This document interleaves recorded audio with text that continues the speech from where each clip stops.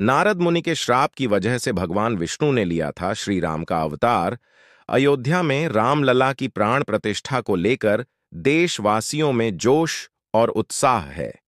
हर कोई अयोध्या में रामलला की प्राण प्रतिष्ठा का साक्षी बनना चाहता है।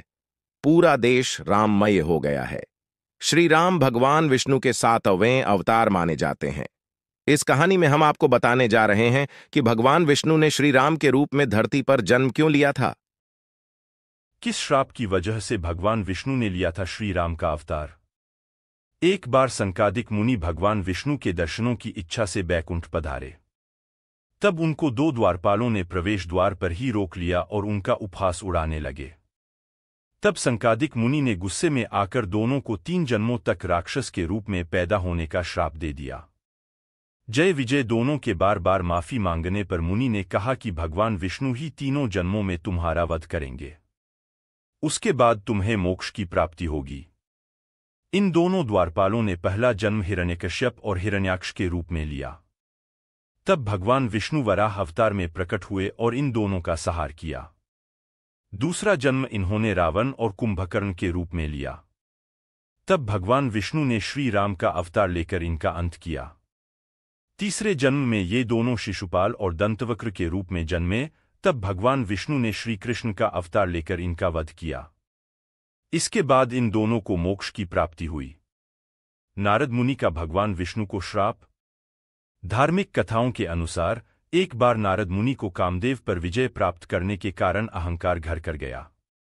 तब अहंकार से ग्रस्त नारद मुनि भगवान विष्णु के पास जाकर कामदेव को जीतने की बात बताते हुए अपनी प्रशंसा करने लगे।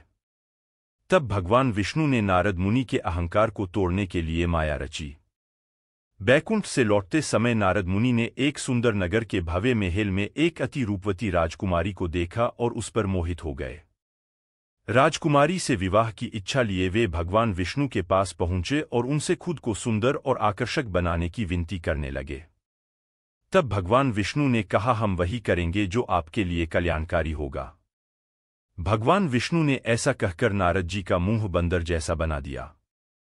खुद के रूप से अनजान नारद मुनि राजकुमारी से विवाह करने उसके महल पहुंचे जहां और भी राजकुमार राजकुमारी से विवाह के लिए आए हुए थे।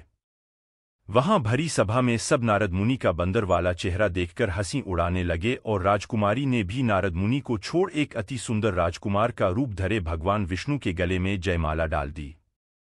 तब नारद मुनि ने अपना मुख जल में देखा। तब अपना मुख बंदर जैसा देख उनको भगवान विष्णु पर बहुत क्रोध आया और वे बैकुंठ पहुंचे। वहां भगवान विष्णु के साथ वही राजकुमारी बैठी हुई थी। तब क्रोधित होकर नारद मुनि ने भगवान विष्णु को श्राप दिया कि आपकी वजह से मेरा मजाक बना, इसलिए मैं आपको श्राप देता हूं कि आप धरती पर मनुष्य के रूप में जन्म लेंगे और आपको बंदरों की सहायता की जरूरत पड़ेगी। आपकी वजह से मुझे अपनी प्रिय स्त्री से दूर होना पड़ा, इसलिए आप भी स्त्री वियोग सहेंगे। माना जाता है नारद मुनि के श्राप के कारण भगवान विष्णु ने श्री राम के रूप में मनुष्य जन्म लिया।